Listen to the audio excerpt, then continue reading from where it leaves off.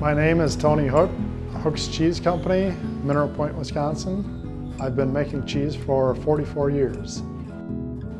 We make over 50 different varieties of cheeses, counting our aged cheddars. When we bought the plant in Mineral Point, the plant we're in right now, we decided that the cold storage was large enough that we were going to start aging cheddars. So we decided we would get into aging cheese 3, 4, 5, maybe up to 7 years. Never expected at the time we would get to 10 and 12 and maybe even 15 and beyond. We started in 1970 making cheese, or I did, and Julie started helping me in 1976 when we moved to Buck Grove.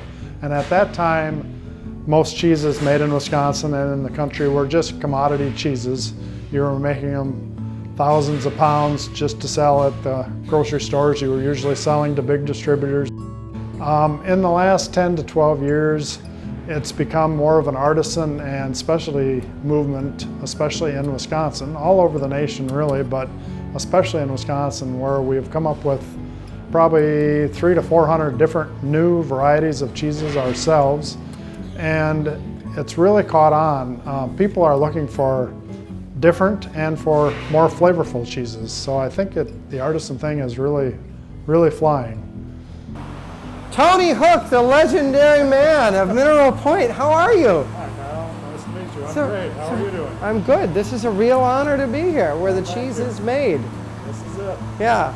Okay, take me to the milk. Okay. This is a true boutique Wisconsin cheese-making operation, but it's hard to believe that all of your famous cheeses since '87 have come out of this little spot. Yep, it's true. A small make room.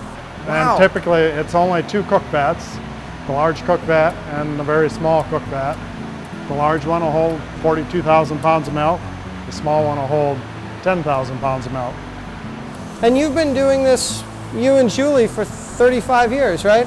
I've been making cheese for 44. Julie's been working with me since 76. So Wow. yep, 38 years.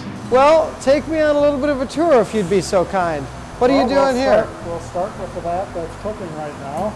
This is actually agitating the curd in the whey right now.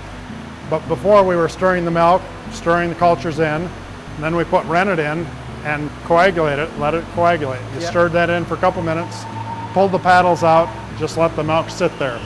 It'll take about 30 minutes to coagulate, get about as thick as a thick yogurt. Then once it's thick like that, we cut it with wire knives. So you end up with little tiny cheese cubes. And as soon as you cut those, the whey wants to start coming out of there. Right. Because out of 10 pounds of milk, you get 1 pound of cheese. So that means you've got 9 pounds of liquid to get rid of.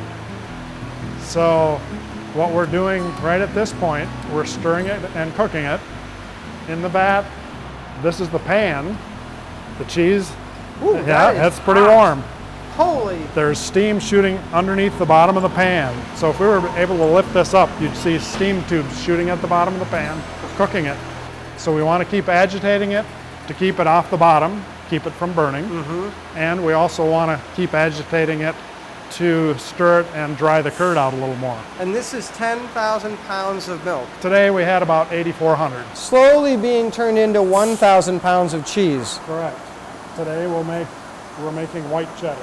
Okay. So right now we've got real tiny curd. When we're done, before we put them in the forms, we'll have what most Wisconsinites know as Wisconsin cheddar curds.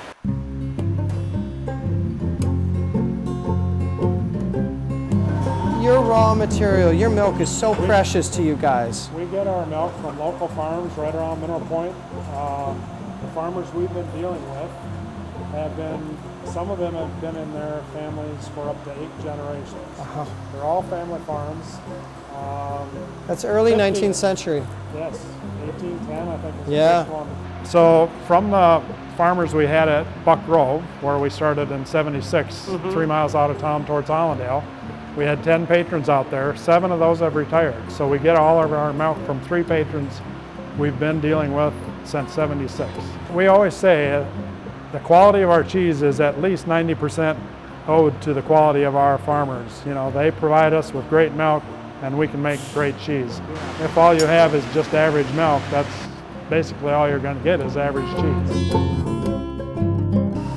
So how many recipes in your master cheesemaker head, and you are a master at them, do you have in there?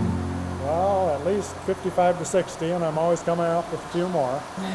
We're going to work on a couple more in another week or two. So, I mean, just listening to the soliloquy of the process that you shared, and then to extrapolate that out across 55, 60, I think that's more names that I could remember, much less detail, step, step, step, step, step. Right.